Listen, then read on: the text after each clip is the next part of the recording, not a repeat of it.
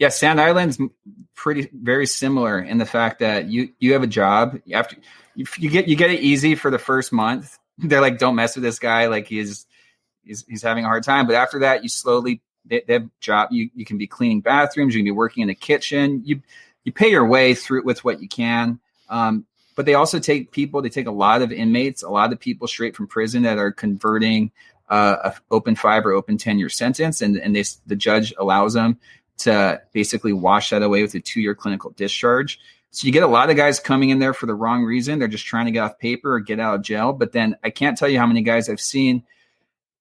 I'll finish this and I'll tell you why it's important. I can't tell you how many guys I've seen come in with the wrong intentions and change their lives around.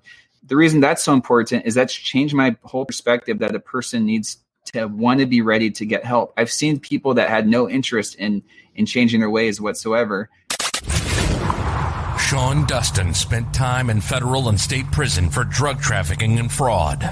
Upon release in 2006, he had nothing but the clothes on his back, a bag of mail, and legal paperwork. In 2010, he kicked a long-time methamphetamine habit and started the long climb back up the ladder of life. This is the Nowhere to Go But Up podcast. If you want transparency and authenticity, you're in the right place. This is the Nowhere to Go But Up podcast, and this is Sean Dustin.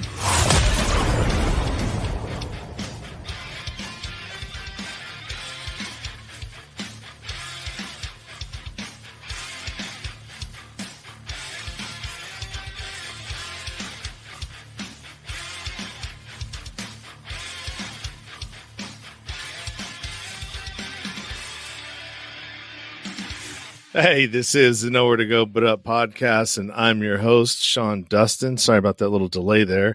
I got caught slipping there. If you're first time listening or watching, welcome. If you're returning, welcome back. It's good to have you with us this evening. Got a great guest for you. First off, if you're watching on YouTube, do me a favor and hit that subscribe button in the corner and thumbs the video up. If you're watching on Facebook, go ahead and give it a share and a like. I'd appreciate that. If you're on the podcast platforms, which this will be airing in a few days after this, go ahead and hit that subscribe button. It's definitely going to help me to be more visible on the podcast platforms themselves. If you want to support the show in any other way besides that, you can go over to the Patreon and be a subscriber over there. I've got a few different, hold on. Yikes. Didn't turn that down. I've got a few different levels there, tiers. It's 1, 3, 5, and 10. The $3 tier is actually where you start getting episodes that are uncut and unedited, and you get them first before they go out to everybody else. That's a great one as well. And if you're on iTunes, do me a favor. I have the hardest time, and it's not that people haven't done it. It's just getting ratings and reviews for the show through iTunes is really important. And if you're a listener of the show and you have an iPhone, do me a favor and go over to my iTunes page and give me a rating at least. And if you want to give a review too, that'd be great. I'd really appreciate it. So my guest today is Jordan Barnes, and he's the author of One Hit Away, which is a book about his life as a heroin addict. So let's go ahead and get him in here. What's up, Jordan? Hey, how's it going? Good, Sean? good. Thank you. Thank you for stopping by, and thanks for coming and hanging out and being willing to share a little bit of your story. We're not going to get all of your story because then we give the book away, but at least enough of it to get us started. Well, I have no problem giving the book away if it helps someone. I've done that a few times, and but you're right. It's definitely obviously I'm here and I'm alive and I'm doing well, so it is a book of recovery. That's the main intent. But yeah, definitely. I'm excited to be here. Thanks for having me, and happy to talk about recovery. Awesome. Yeah. Recovery. There's a lot of different parts to recovery. I think it's changing from what I'm seeing, what that actually is. I mean, I think about 10 years ago, recovery had a real hard line as to what it was, right? Yeah, for sure. 100% abstinence, none of the medical marijuana stuff, edibles, all of that other different types of modalities. Those really didn't exist then, or were frowned upon if you did come out publicly that's what you were doing in the rooms. Now it's a little bit different.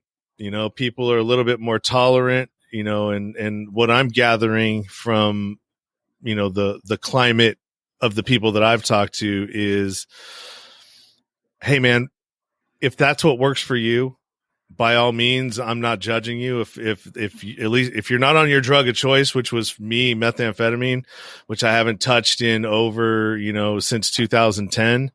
Yeah.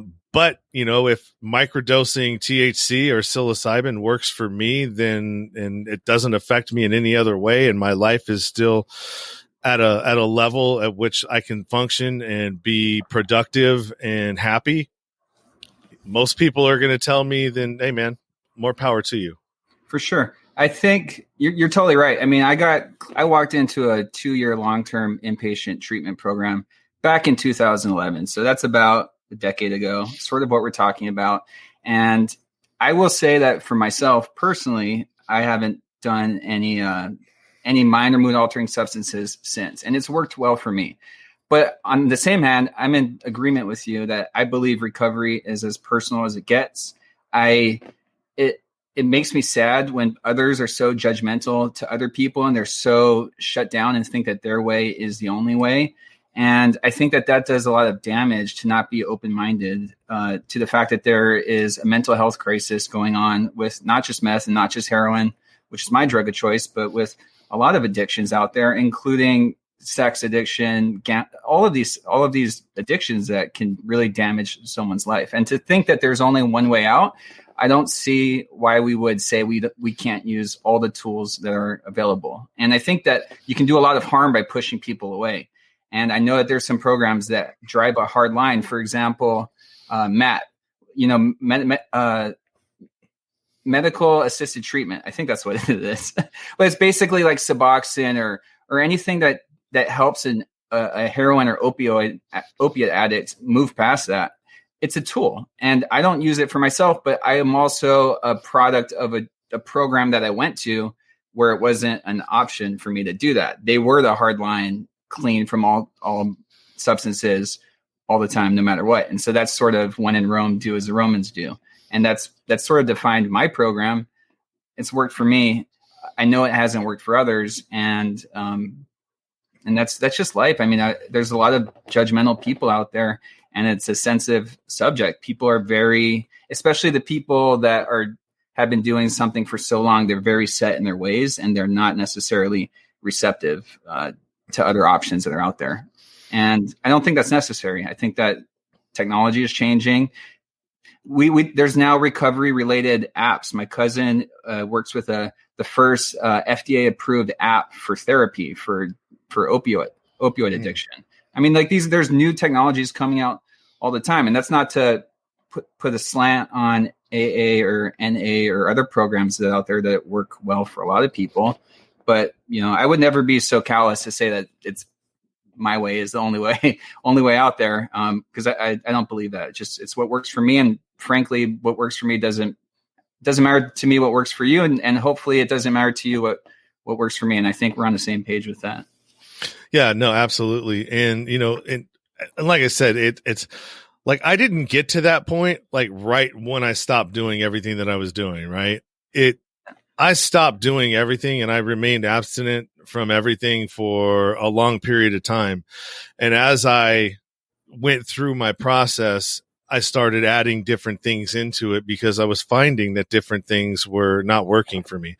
And, like I was depressed maybe, or, I had anger and, still coming up and stuff like that. So I would add different things that I would hear, through listening to other podcasts, listening to like Joe Rogan or any other these Sam Harris, Paul Stamets, all the people that I listened to, and I started just trying things on my own and found what kind of worked for me, like my blend.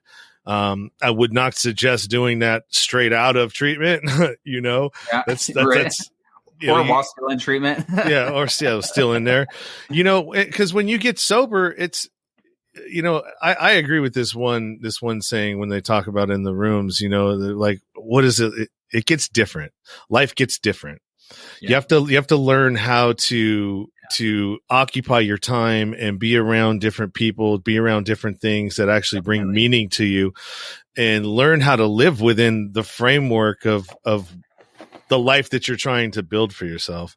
And, I definitely agree with that. So, let's talk a little bit about the long-term treatment that you went through, because I'm a firm believer that if you're going to do it, the long-term route is the most effective and most successful way of doing it. Yeah. So, well, I don't know the stats off the top of my head. I have heard that voluntary versus coerced treatment, there is no benefit either way, meaning if you're sent to treatment by way of parole or probation or drug court or stop court, you're not more likely to be successful in long-term recovery than if you go voluntarily, which people would think people that go voluntarily would, because they're going on their own admission.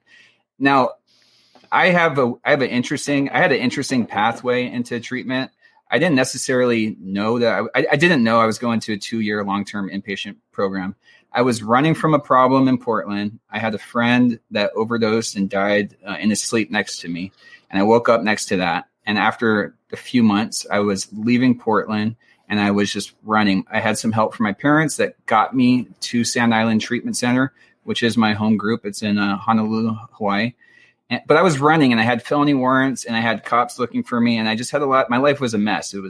There's nothing good going on. So I was leaving one issue and I was willing to go somewhere else. And I didn't really know where I was going. It was basically the only program that my parents knew about. And it was close to where they work. It was just a couple blocks away from their factory and they took me in. And so that's how I ended up there. And I didn't know it was a 2-year program. And I freaked out when I got in there. I didn't think it was possible to get clean. I didn't believe it. I honestly believed I was destined to die a junkie, and that was my mentality. It was super toxic thinking. But over time, you see other people going about their life and going about their business, and people making gains and changes for the better. And eventually, it took a while. Eventually, I realized that was something I wanted, and it took a long time. I mean, we talked about this briefly before we started, but short-term programs, again, we need all the tools. So I'm not going to put one down over the other, but I will say that my experience at treatment was that even with the medicated detox, I didn't sleep for the first 30 days. I didn't. I was a wreck. I wasn't eating much. I showered as many times as I could a day because I just felt like I was dying inside. I wasn't receptive to any sort of healthy influences either way. I was just trying to not hate life. And it took me a long time to get through the post-acute withdrawal symptoms. And when those slowly fell to the wayside, that's when I started to be more receptive to the fact that maybe this was an option. But the mental turmoil was there. The physical turmoil was there. And I'm just really fortunate that I was in a place where all of the staff had gone through the program themselves and they're fellow addicts that I could look to and they could say, you're going to be okay. You're going to get through this. Hang in there. It's not going to be easy. We're not going to lie to you. But we know what you're going through. We did it and you can do it. And it worked out. And that's still my home group to this day. I'm very fortunate that after I got my clinical that I can still go back there. Now, COVID's kind of shaken things up a bit. So because they're a residential inpatient treatment facility, understandably, they've had to close their doors to outsiders, including graduates like myself. So I haven't gone back in a year, but as soon as all of this passes and they open their doors, that's my support system. But we all have cell phones. I can talk to my counselor anytime. They're always a phone call away.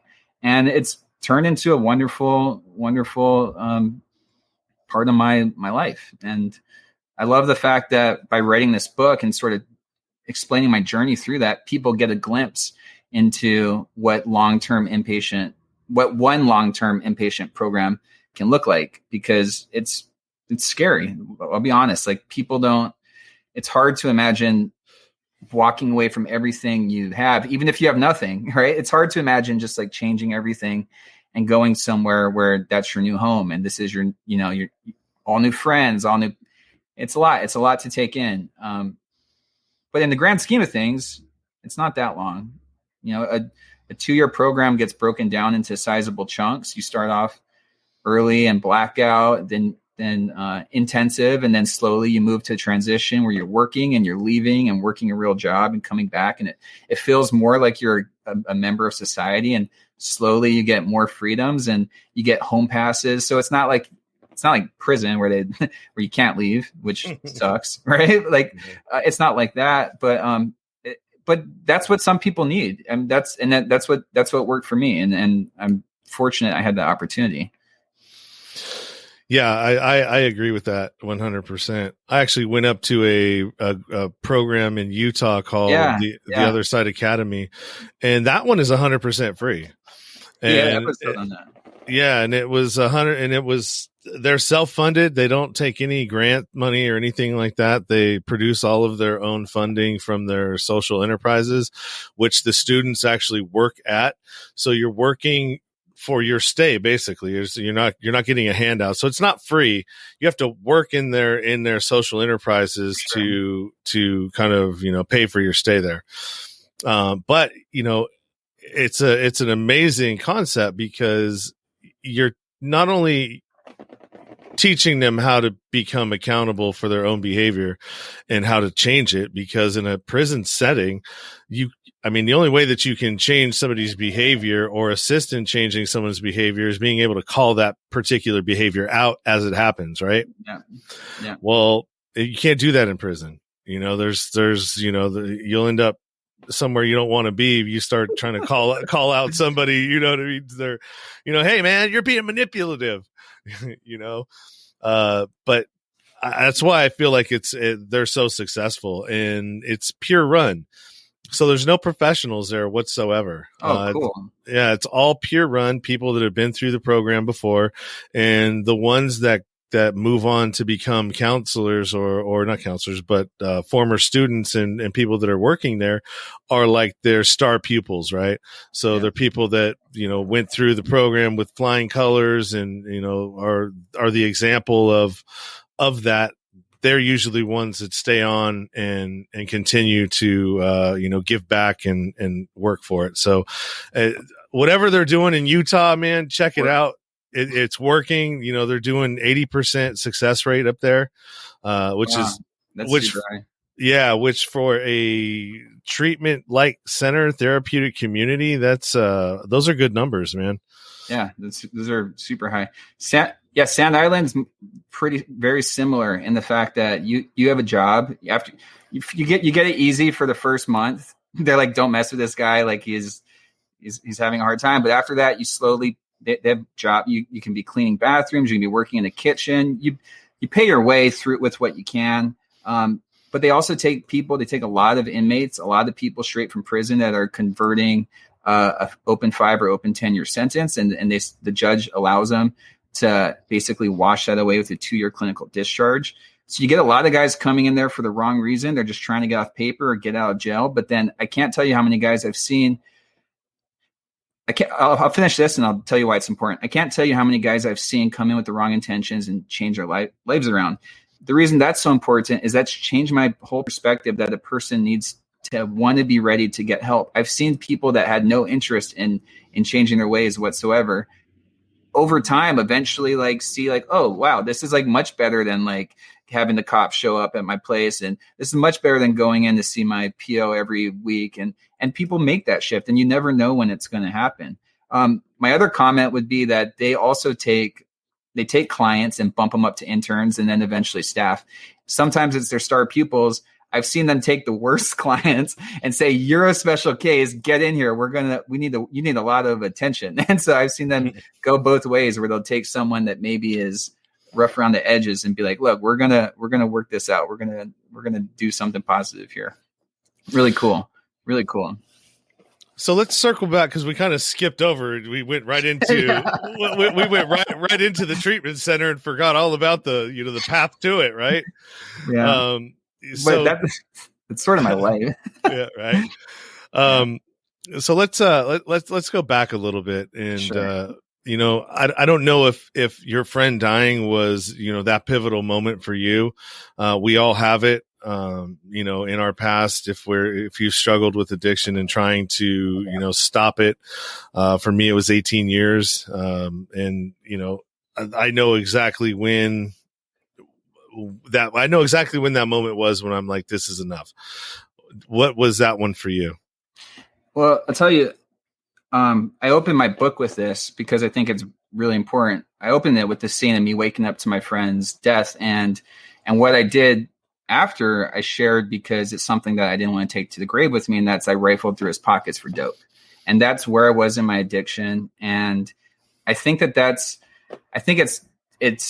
a horrible thing to admit to, but it also kind of defines how much an addiction like an IV heroin, cocaine addiction can take from someone. It can take everything, including your, I wasn't a bad person. I really did like my friend, but I also had this beast to feed.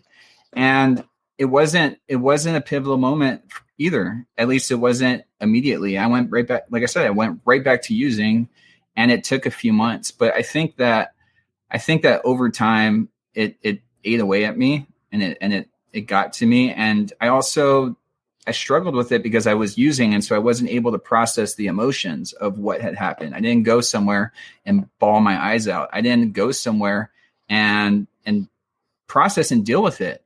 And that was super unhealthy. But eventually that was something that I later dealt with in the treatment program, because it was really impactful, and it was a devastating moment, and a very tragic moment to live through.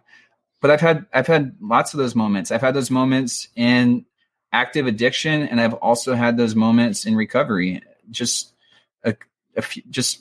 recently, like a year and a half ago, I was the one that found my brother had drank himself to death, and I did a welfare check and found him dead in his kitchen with his head in the fridge. And I'm sober, and it was like I love my brother to death, and it just gutted me.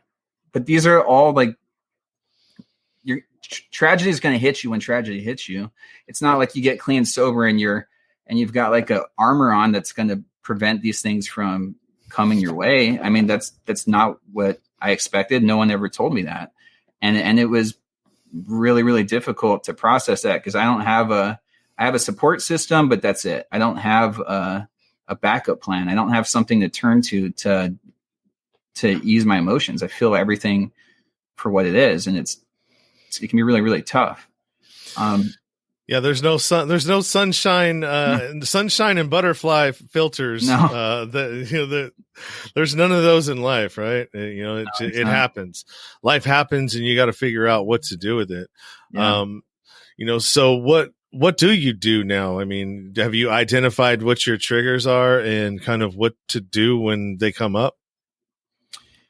I mean, I worked on that a lot okay, this is like one, I don't want to do more harm than good, but I worked on this a lot when I was in early recovery and in the program, and we focused on studying triggers and what can set you off.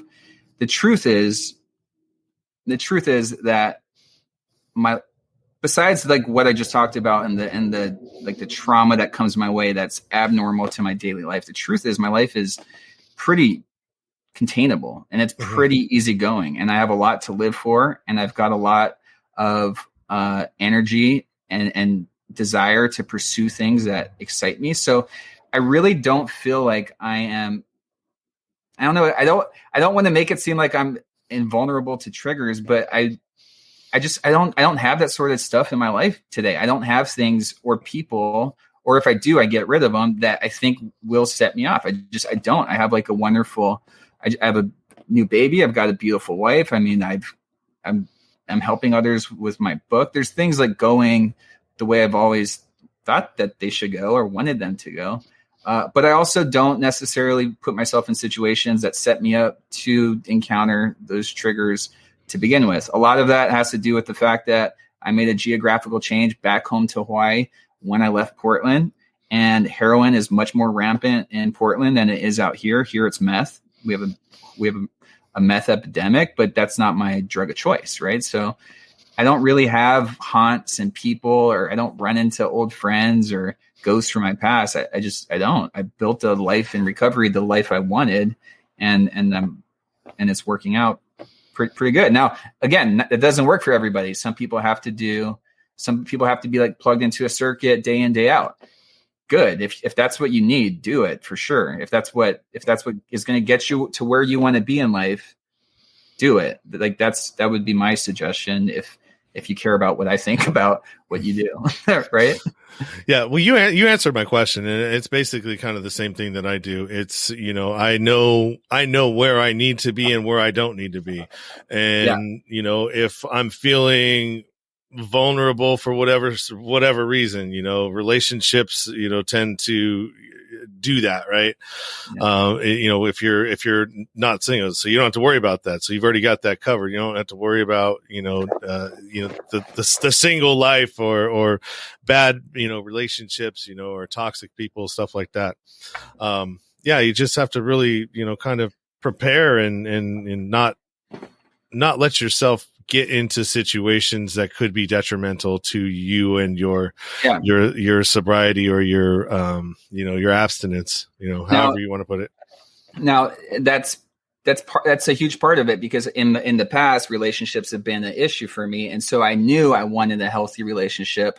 I knew I wanted to be in a relationship with someone that wasn't in recovery. That's just, I just thought that would be a good idea at the time. So I wasn't looking to find a girlfriend or future wife through I just didn't want that. I wanted someone that didn't have like a lot of the issues and baggage that I had, because I thought that would be potentially a recipe for disaster. And so I knew that early enough to make that like thoughtful decision when I was starting to date again.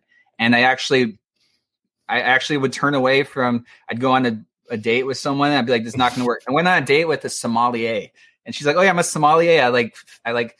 I dream about wine, and like I have a big like vineyard map on my wall, and I'm like, cool, like we're probably not going to work out. but then again, my wife drinks, and that's not an issue. I don't have to I'm not like, I guess the word would be like super sensitive to things like that. Like I don't have issues going places where people do things that people do, and I don't think that people need to change who they are because of any issues I've had in the past. So you don't feel like you're at that Mogwai status yet, where you have where you got to be careful to, don't get them wet after midnight. Don't feed them after midnight. I always felt like that, when I first got sober. It's like, and I didn't want people to, don't change what you do because of me. It's like I have to adjust to you. It's like the rest of the world it's not up to the rest of the world to adjust to me. Yeah, and you know what? I'm way happier this way, I imagine, than if I expected other people to like bend to my wants and needs, because you're always going to be disappointed when you set unrealistic expectations on others. And I mean, it just makes sense. I think it's logical. It feels logical. It's been working out. Yeah. So tell me a little bit about the book. What was the process like? What drove you to want to write a book? I mean, that's kind of a big task. I mean, I've tried to sit down and do one a dozen times and just never ends up working out. Yeah. I'm not like one for big motivational sayings, but you hear, in recovery, they say like one day at a time. That's how a book is. It's like one page at a time. Like it really is a slow, grueling trudge to get to a goal, but you have to have the motivation to do it. Like 80% of Americans want to write a book. So there's some crazy statistic, like everyone has a story to tell and everyone wants to tell it. Should they tell it? I don't know. If you feel like you should tell it, go for it. I basically, a few years ago, I have a very roundabout way on how I ended up in treatment, and a lot of forces that I think are really important came into effect. Like I went to a wonderful detoxification center. I ended up doing a stop court at the end. I did 2 years inpatient, harm reduction, syringe exchanges. So all of these people in my life, there's been a lot of people that helped me get to the point where I am today. And so in many ways, my book is not my story. It's my story plus the story of my parents, the story of the judge, the story of my counselors. Like it's a lot of people that came together to help me. And it's like that for a lot of people like me. There's 150 people probably sitting at the treatment center with very similar stories to mine as we speak. I decided to write a book because I wanted the challenge. I'm not a writer. I'm not an author. I had no aspirations to be a writer. I failed English in high school because I was doing lots of drugs and stopped going to class, and my teacher just gave me an F, and I got kicked out of school. But I basically didn't have any sort of understanding of what it took to write a book. I just wanted to tell my story. And because I have like addictive thinking where if there's something I want, I'm going to get it. I just went after it, and I got on YouTube and I watched a bunch of AuthorTube channels where people say like, okay, you need to do this, you need to do this, you need to do this. And I kind of followed that path for a bit. Eventually I realized that I had to make a timeline. So I stopped. I did a bunch of research on myself because I was doing drugs for a very long time. And I put together a linear timeline of my story. And then I got to writing, and it was not good. It was not good to start.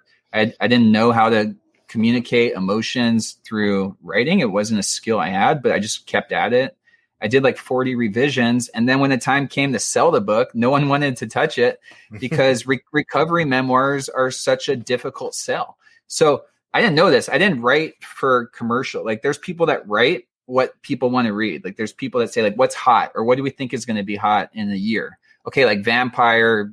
Okay. Probably not vampires. Sorry if you're writing a vampire, but there's people that chase like what readers want.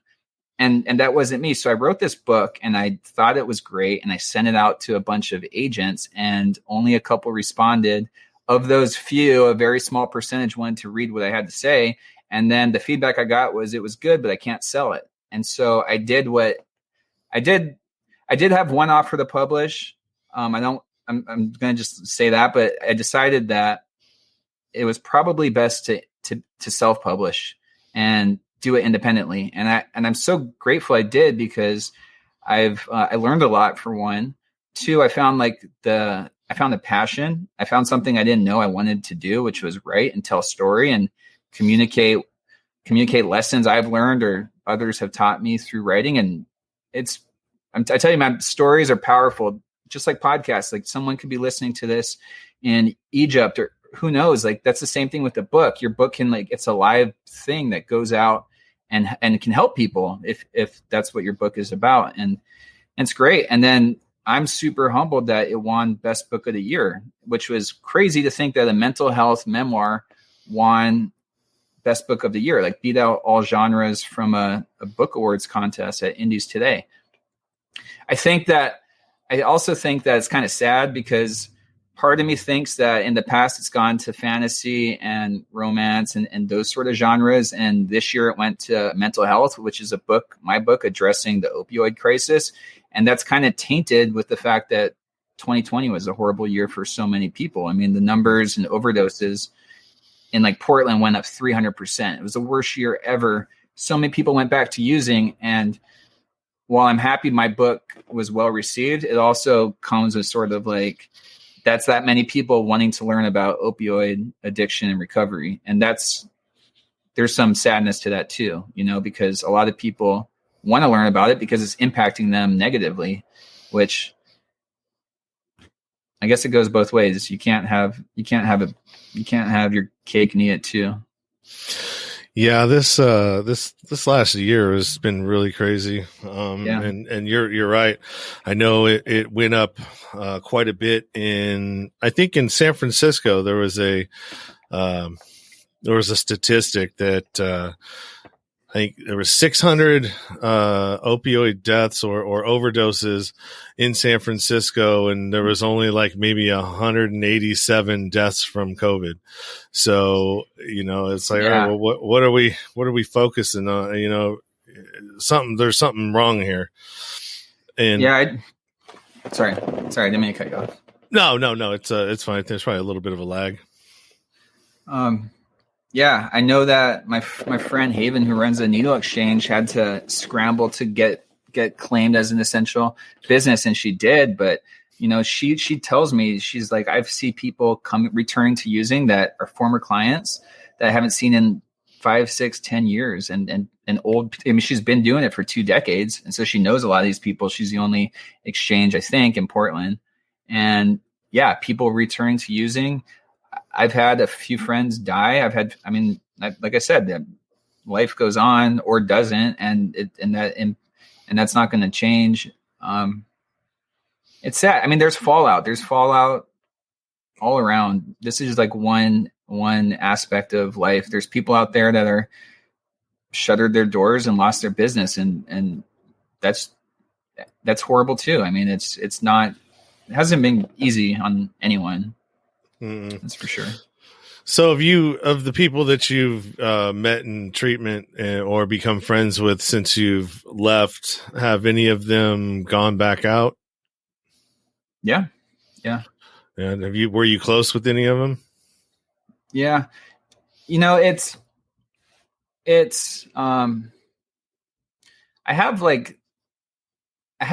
boundaries, right? I have no business hanging out with someone in active addiction. Like I really don't. But it's hard because you like build these relationships with people and they're your friends. I mean, they're like it's like your war buddies almost, you've gone through some stuff with these guys. And so it's really heartbreaking when people go back to using, but, like I wrote in my afterwards, like I have no choice but to celebrate the outliers. There's always going to be people that make that decision, and that's on them. And that's not really my business. I have to do what I do, and that's how it has to be. There's not much leeway in that regards, but it sucks. At my family business, which I recently left, we used to hire from the program. So I went through the program. They hired me, even though I'm the son, like I still went and applied and I had to get interviewed.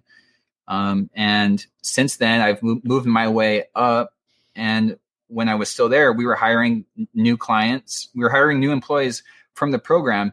And it felt like giving back in a way, because here we are, like me and some other guys that got hired about the same time as me that are kind of like have been doing it for a while, and we get to help others.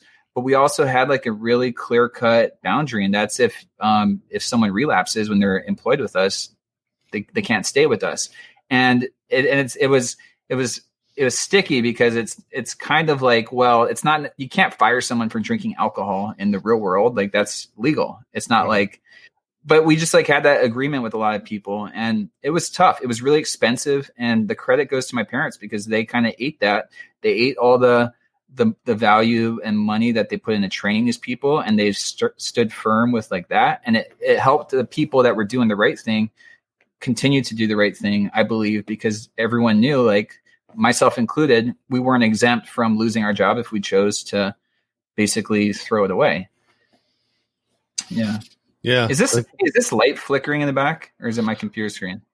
I don't know. I see it going in and out. I don't know if it's the light or what it is.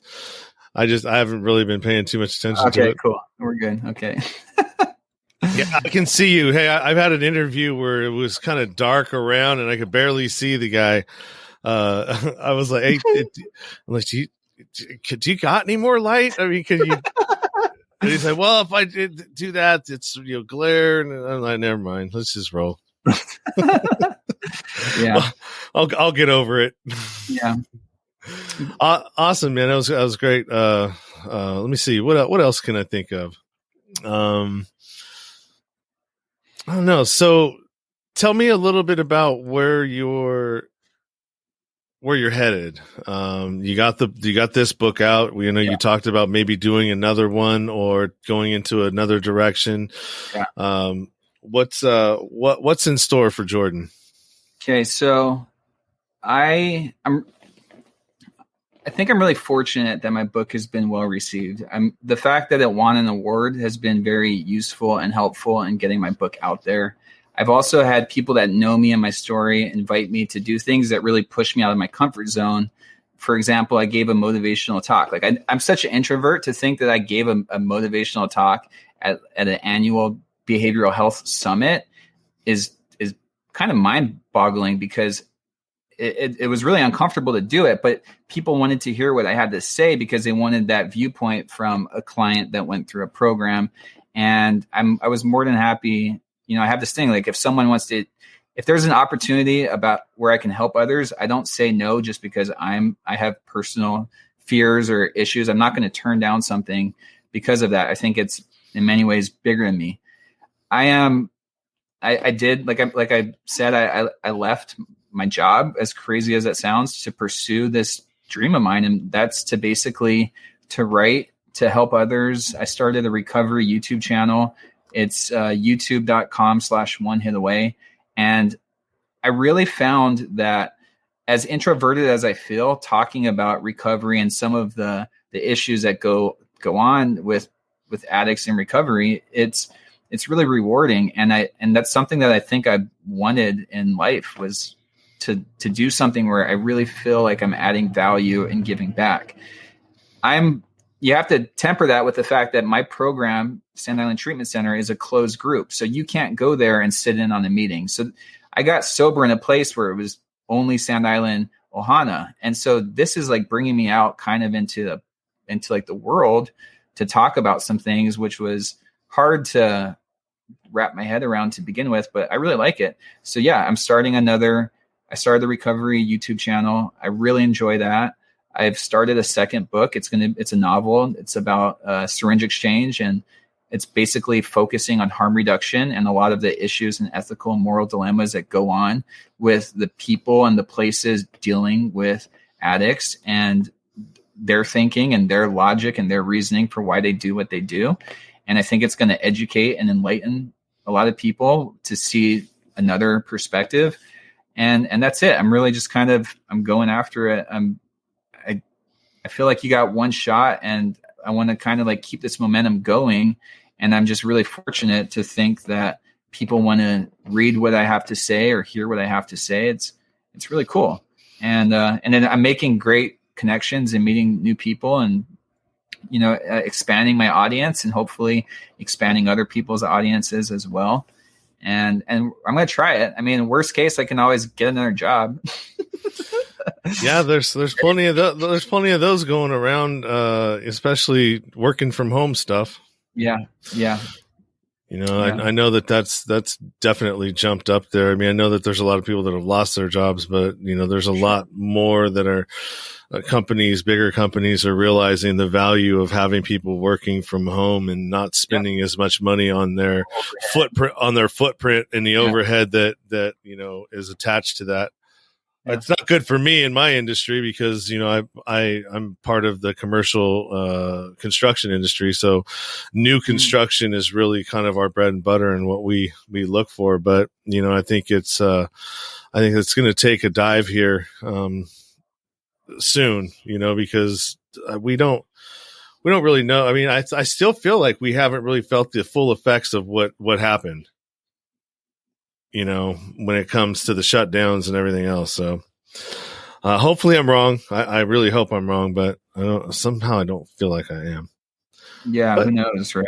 We'll watch this. We'll watch this in a year from now, and we'll see. You're like, yeah, you were wrong. It's quick. Make some predictions. All right, so let's move over to the to your book suggestion, Papillon. You just offended the whole country. So I'm going to take it. It's Papillon by Henri Géry. I'm not going to tell you wrong. It sounds right. It sounds right. Sounds French. Sounds French. Sounds about right. That book was that book. This book, I love this book, and it makes me really sad to anytime I think about it. So when I was strung out and homeless, my brother, the one who passed away, who always looked out for me, sent me this book. And he had it delivered by friend, like a courier friend who like found me and gave it to me, and it with a message, and it was like, you need to read this book. And that's not to get off topic, but that's another reason why I wrote my book, is because when I was homeless, I didn't have a phone. All I did was read, and I found the value in my whole life I read, but never more so than when I was on the streets, because I had nothing else to do. So I read this book a couple times, and I was just floored, because it's a story of one man basically being falsely incarcerated, right? And he gets sent to like hard labor in like old world France. And he basically just like, because he's innocent, he never gives up trying to escape. And there were so many parallels to my story and this, because I just felt like you have to escape. Like your life is on the line. Like this guy, if he didn't do anything, he was going to die in a camp. Basically, he was going to be worked to death, and he wasn't going to accept that. He was going to like fight for a way out. And if you haven't read this book, honestly, don't read my book. Read this book. This book changed my life. And so while I think my book is good, this book was great. Now, maybe I'm biased and maybe I have a personal attachment to it. I probably do, since what I just said, but it was fascinating, and I'm not going to give the story away as much as I want to, but it's a beautiful book, and it blew my mind, because humans can be tenacious. We can be the people that don't ever give up. There's a lot to be said for those sort of characters. And that was someone that I eventually envisioned myself as in treatment. Like I would imagine I would have like dates. I don't want to get too weird, but I would like picture myself like never giving up and like being like this man living. It was really cool. I internalized that, and I definitely suggest it. But awesome. We're going to move to your podcast suggestions. One of my very favorite, Joe Rogan. That's who I've listened to religiously for 2 years straight. And that's kind of, how I ended up down the podcasting path. How was he impactful for you? Well, when I first got sober, it was much like you said, like you have to, or at least for me, I had to learn. Honestly, I had to learn how to speak again. Had to learn how to talk. I had to learn how to project and not be like so timid and like shuttered up. So many aspects of my life I had to rebuild from the ground up. I had to pursue hobbies. I had to figure out what I wanted to do. And that took a lot of time. That took a lot of energy and a lot of money. There was so many things that I thought I could do now that I was clean and sober, that I was just chasing hobbies. I wanted to figure out healthy hobbies. And I mean, you name it, I probably tried it. And I threw a lot of money away, or maybe it wasn't throwing money away, because eventually I found what I really liked. And we talked a bit about how I built a sensory deprivation tank. That was because I was looking to explore more of my subconscious and what I was hiding from myself. And it was a valuable tool. Like I said, we need all the tools we have. And I thought that was a healthy tool. And there was no float tanks or float centers here in the state. And so I did what any rational human would do. And I went and I built my own. And and that was great. And it served its purpose, and it taught me a lot, and I really enjoyed it. And because of that, I don't know. And I'm also really interested in lots of different things. Like I'm always learning, and I always want to learn. And I love Rogan, how he just like brings on interesting people, and many times smarter than him, and just lets them go, because you learn so much from those conversations. And it's not like background noise. You don't like put it on, like go about your day. Like I listen to it, and I really enjoy a lot of what he has. And then Dave Ramsey, his was a little more interesting. It's I put him down because I found him really helpful in my life when I was starting to make money, and I was starting to have a sizable income, and I was starting to invest and build a 401k, and I bought a home. I had all these responsibilities, and I had no skills, because I never listened as a kid on how to handle money responsibly. And I didn't know I didn't know the benefits of budgeting, for example. I didn't know that could save me a lot of money. I also didn't know how much money I was wasting chasing random spontaneous wants and needs. And so I put him down just because I learned a lot about how to be financially responsible. And I found that was really useful. just one aspect of trying to rebuild and grow the life I wanted for myself. I don't agree with everything he says, just like I don't agree with everything Rogan says, but I don't think anyone does. And just like recovery, take what you can and leave the rest. Take what works. That's probably the best skill out there. Take what you can, leave the rest. Don't like sweat it. Don't freak yourself out about it. And try not to be so judgmental. No, that's great advice. Actually, too many people are judgmental these days, and don't want to just let people live their life, right? If you're not harming anybody or yourself, or inciting violence or any other of the cardinal rules now that we have, leave people be. Yeah, when you vetted me for this show, I heard that. I heard you say that. Basically, like, if I'm all about recovery, like, what is my? Am I like a recovery Nazi? Am I going to come like my way is the only way, which would do a lot more harm than good? And no, that's not. That's like the antithesis of of like the style I learned. Now, I will say, like, actually, I don't want to get into that. That's something else. I'll tell you after the show. All right. Well, we're about 6:50 right now. We're going to wind this one down and go ahead and let everybody know where they can find you and your book. So one thing I want to say is that everything that I've been flashing up here on the screen, all that is available in the description. If you're looking for Jordan's book, there is a link in the description, which that's more if you want a signed copy of his book, then use the big cartel link. Otherwise, use the Amazon link. That one is a better one if you're just looking to order the book itself. Or I think there's the e-copy of it's like $1, something like that. Yeah, it went back up, but yeah, I'm going to discount it again. Yeah, it's so my name is Jordan Barnes. My book is called One Hit Away, A Memoir of Recovery. It's available on Amazon, ebook, paperback, hardcover. It's also available on Audible. So if that works better for you, go ahead and check out the audiobook. You can get a free sample. My YouTube channel is youtube.com/onehitaway. And my website, you can find more information at www.jordanpbarnes.com. There we go. Yep. And yeah, social media at Jordan_P_Barnes. And I want to reiterate sort of how we started this off. Go ahead and make sure to give this podcast a positive rating and review. As an author, I can attest it's incredibly valuable. It's absolutely the best thing you can do to support someone's cause, a movement, or something. It's free to you. And it definitely gives more exposure to this podcast, and I'm sure we would both be very grateful for that. Absolutely. And I get somebody had me. I'm not even going to get into that part, but yeah,